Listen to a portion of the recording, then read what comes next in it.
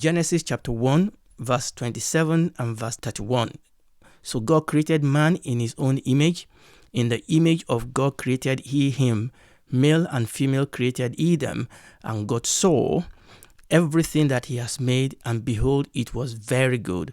And the evening and the morning were the sixth day. So let's read Genesis chapter 2, verse 18.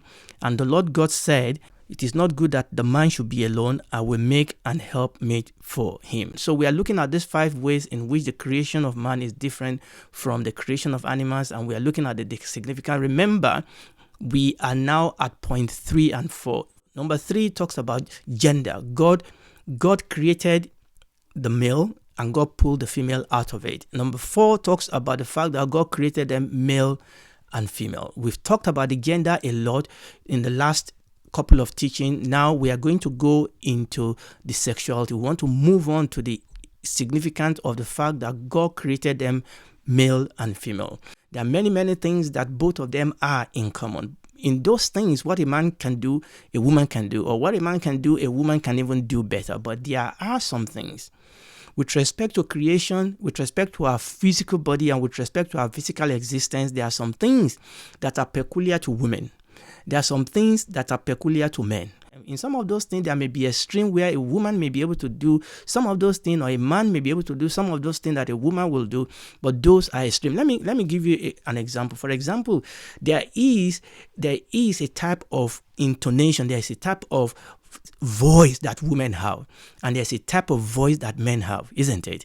Men's voice are much more deeper than women's voice. But I've seen men, that sometimes I call patients up at work and they speak and I think I'm speaking to their wife, but it is the man that I'm speaking to. And there are some women that actually have baritone voice, that have deep voice, just like men. So what I'm saying is that there are so many characters and traits that are common to both gender, but there are some characters that are much more common to one gender than are much more common to another gender. And there are some traits, obviously, that are particularly peculiar to one gender. For example, the female gender in particular, a man will not give birth to a baby. All right. A woman is so wired in her body to get pregnant and to give birth to a baby, not just to do that, to be able to breastfeed that baby. And a man cannot do that, no matter how much he tried. Okay, it's just not something that a man will be able to do. Okay, and I'm just saying that the fact is that those are the things that happen. Now, the most important thing is that we must not overlook what both of them can do in common.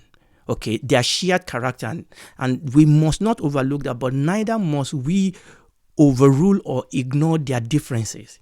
They are different. And remember in what we said the other time, that difference is in this our physical body and is in this our physical existence, and the fact that those differences are not to divide us but to unite us. Those differences are put there by God so that we can work together and fulfill the purpose and the plan of God. The owner of the story, the owner of the creation. God has made us male and female so that we can work together and so that we can fulfill the purpose and the plan of God. Okay, and this is very important, and we need this. We need this common thing and peculiarity. We need this comparison and contrast. We need this for us to be able to be efficient and effective as individual, as community, as country, as cities, as nations, as unit, family unit, business unit. We need both gender working together, bringing in their peculiarities and bringing in their commonness and their peculiarities to actually work together to fulfill purpose in that particular unit. Unfortunately, there is a strong move in the world today to try and blur these differences, as if this is kind of like a disease, as if this is something that is aberrant, as if this is something that is should not be. But what we are saying is that God created us male and female.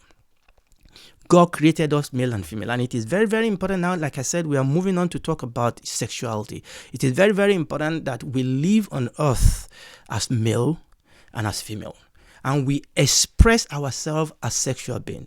And this is very, very important, and it is what God has created us to be. Now, let's define sexuality. Sexuality is who we are as male and as female.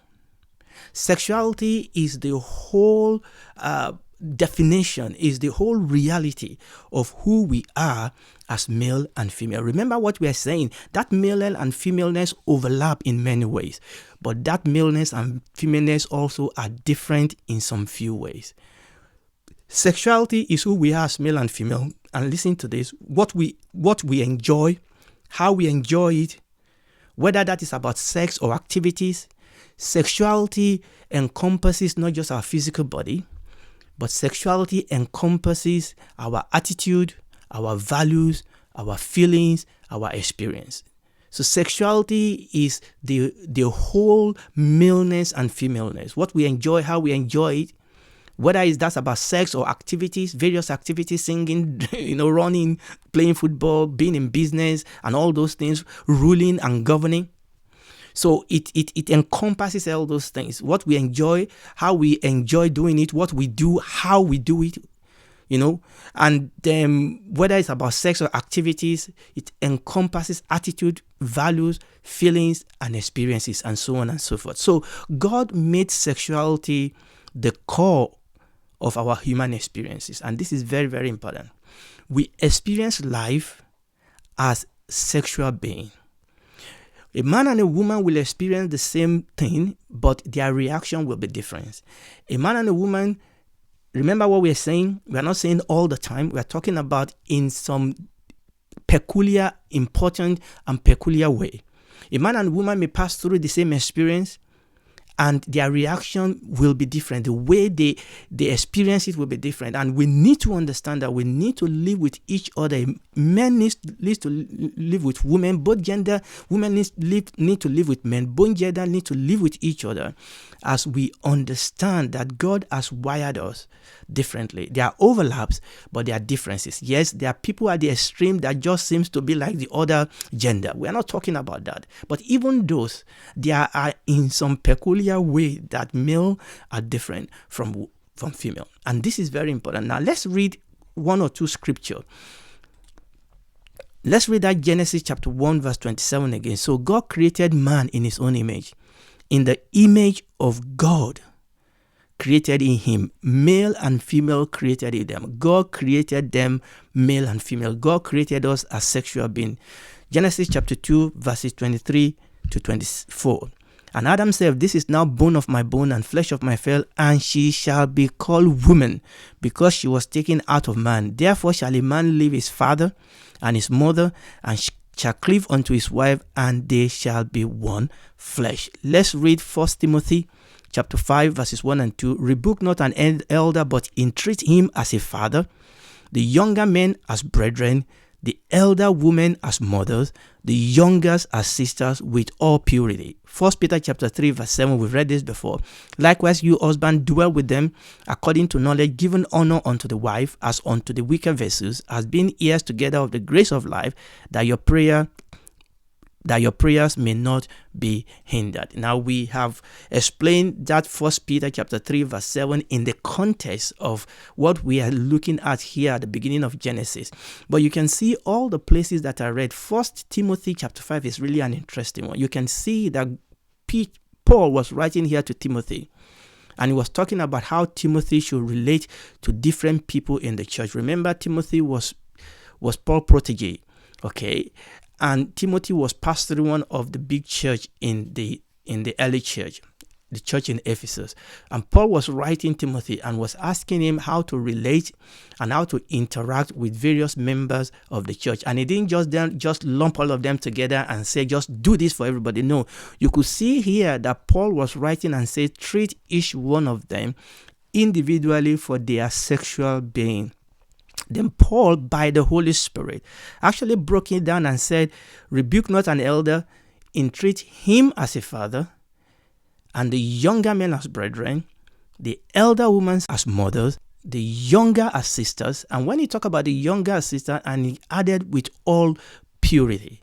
So in our interaction in the church, in our interaction in the community, in our interaction in the workplace, yes, there are some things that whether we are male or female, it does not really matter. There are things we can all do the same way. There are some things we are the same way, but there are some things that actually we do differently, we feel differently, we think about differently, we feel about differently, our outlook about are different. These are not a thing for competition. Actually, these are quality that we should bring together to complement one another. And Peter was writing to the church in this particular case, talking about husband and wife, also talking about the differences, but not the differences that should separate, but the differences that should make us complement each other so that we can be efficient and we can be effective. He said that your prayer may not be hindered.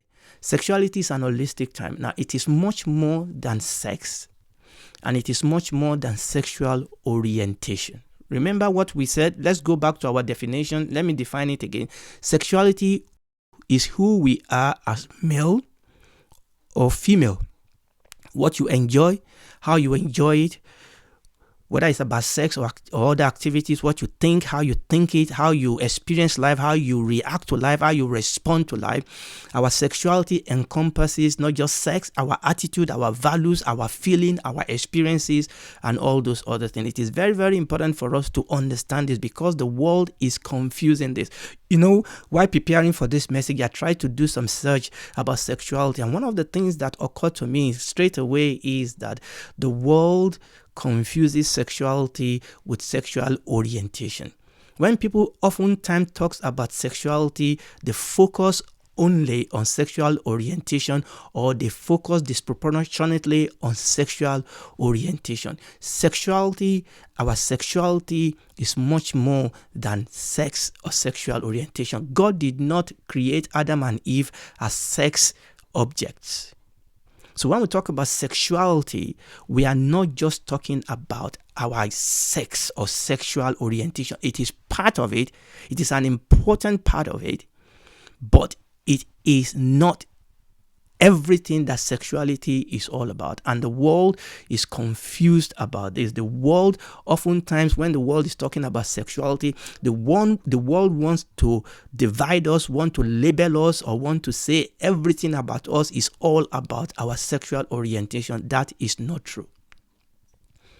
Our sexuality includes our sex, includes our sexual orientation, but it is much more than that. Now, sexual orientation refers to sexual and romantic feelings for people of various gender. That's sexual orientation. Just like people have different religion. Okay, some people are Christians, some people are Muslims, some people are from other religion. Now, it's the same thing. Sexual orientation refers to sexual and romantic feelings, sexual and romantic attraction that people have for various gender. Now, today, there are various sexual orientations. We have heterosexual, we have bestiality, we have pedophilia, we have homosexual, we have lesbianism, we have obviously heterosexual. Now, it is very clear reading the scripture. Now, I'm not talking about politics here. I'm not talking about confusion here.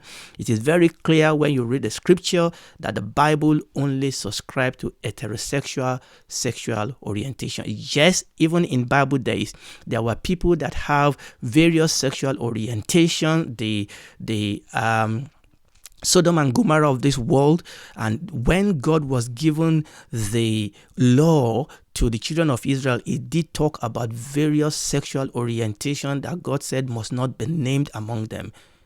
You know, human beings sleeping with beasts and things like that. So the Bible recognized that people did and people have down the age expressed different sexual orientation. But it is clear, and I know a lot of people have tried to do a lot of gymnastics with this, trying to make the Bible, trying to twist the Bible to support all sorts of sexual orientation. Now, people can have sexual orientation. People have the right to believe what they believe. Now, people have the right to say this is who they are, but that doesn't mean we have to make the Bible conform to that. Okay, this is not about telling people that you don't have the right to be or say this is who you are. But what we are saying is that the Bible is very clear. That doesn't mean that because you are heterosexual, that automatically open the door of heaven to you. Okay, like somebody was trying to argue. No, this is what we read in the scripture. Okay, and this is very, very important. Humans are sexual beings. Now, when you read the scripture, and this is why it is very, very important, because I want to talk about sexuality in the Bible.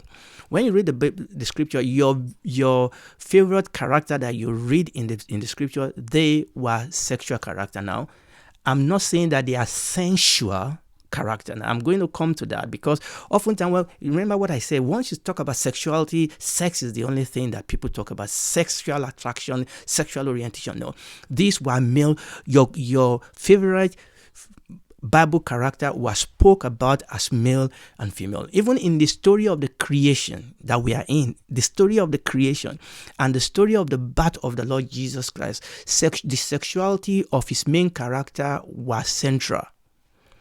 We're talking about Mary and Joseph. You see that they were engaged to be married. Okay, so God talks about this major character in the scripture in the context of their sexuality. And this is very, very important. The Bible is full of sexual references. Remember what I'm saying? Sexuality, I'm not talking about sex. I'm not talking about sensuality. And we will be able to define those things, if not in this teaching, the next. Somebody have counted, not me. They said that there are about 35 stories in the book of Genesis with sexual themes. Remember what I'm saying again? It's not a sex theme. It's not a sensual theme. We are saying that when you read this story, and I'm going to give you some example, you will see that it talks about this character in the form of the agenda. Okay, the agenda brings something to the table. The agenda actually was involved in the role that they play in those story. The agenda was involved in how those story play out, whether male or female character. And when you read the scripture, the story of the scripture, you will see that the story of the Bible, in those story, a whole lot of the agenda were involved in the unfolding of the story. And like I said, somebody have actually counted it, not me, that 35 or more of such story in the book of Genesis revolve around the agenda. They were able to fulfill the role they fulfill because they were male or because they were female. Because God has created both gender to actually complement one another. Again, somebody have counted, again, not me, that in the first letter to the Corinthians, Paul addressed 17 topics about sexuality, not about sex. I know I'm going back to that. It's not telling them how to have sex, but it's telling them how to live together as male and female, whether in a home situation or in a church situation or in a work situation or in a community situation. Paul was writing them. There was a lot of problems in that city and a lot of problem in that church because the world has influenced the outlook of the church, and there was a lot of problems. People don't understand how to relate and how to express their sexuality. And in that book of Corinthians, Paul was dealing with that. Obviously, once we get it wrong about sexuality, we will get it wrong about sex. Once we get it wrong about sexuality, we will get it wrong about sexual orientation. Yes, this thing goes hand in hand. And we need to understand that sexuality is both procreative, but it is much more than that. It is also recreative. So our sexuality is not only just about procreation. Our sexuality is not only just about how to bring children into the world. It is that, it involves that, it includes that, but it is also about our creativity. Our creativity as male, our creativity as female, our creativity when we bring our sexuality together, to work together to get the job done, because we all express ourselves as sexual beings. And when we understand this, men will not gather together and sing like one guy sang, uninformedly, no woman, no cry. That is crap. Sorry for using that word. It's because we don't understand. Men will come together and they will be pulling down women. Women will come together and they will be pulling down men. Men is because we don't understand that God created us as sexual beings, and God created us to express ourselves as sexual beings. We express our sexuality through our acts and through our relationship. Relationships are built on sexuality. Yes, relationships are not only built on sexuality. For example, you can go into a relationship because somebody have a kind of skill that they are bringing to that table. But remember, that individual with that skill is either a man or a woman. And that will affect the way they act and what they do in that relationship. In 1 Samuel chapter 28, verses 1 to 35. David was running away. He was a fugitive. Nabal was a rich man. David's men have been protecting him. He was sharing his sheep. They said, give us something. He basically insulted David, and David was going to go and kill him, essentially.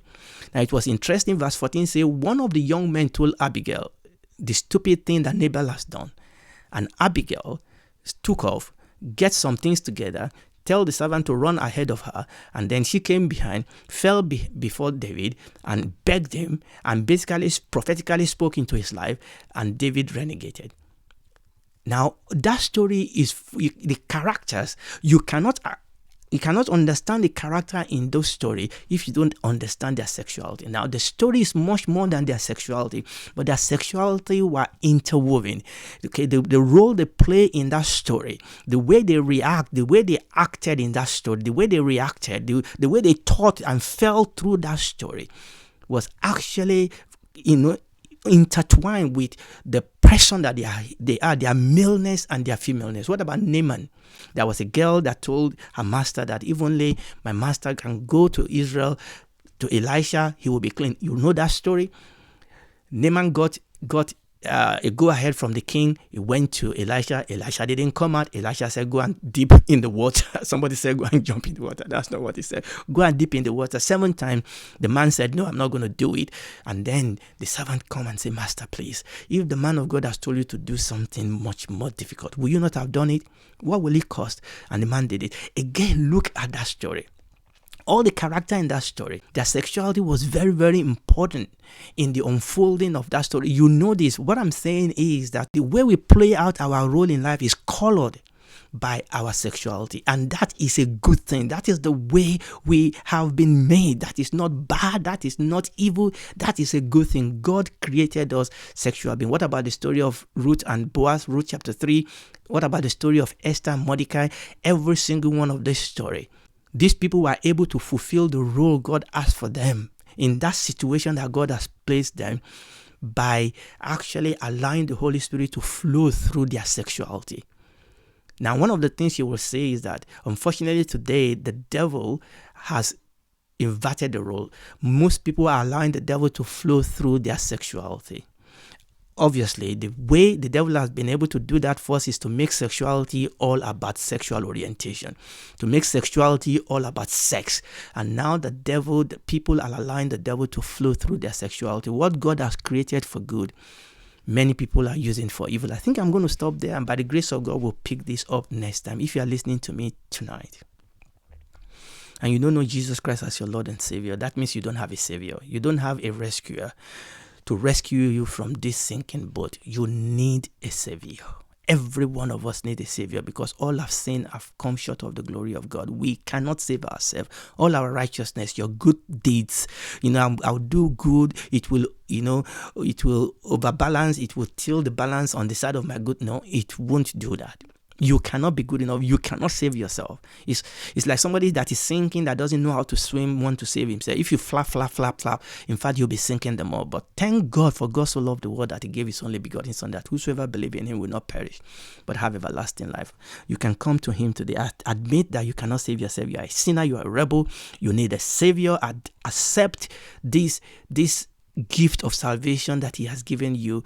Ask him to save you, and he will bring you home. You will become a daughter, a son of God.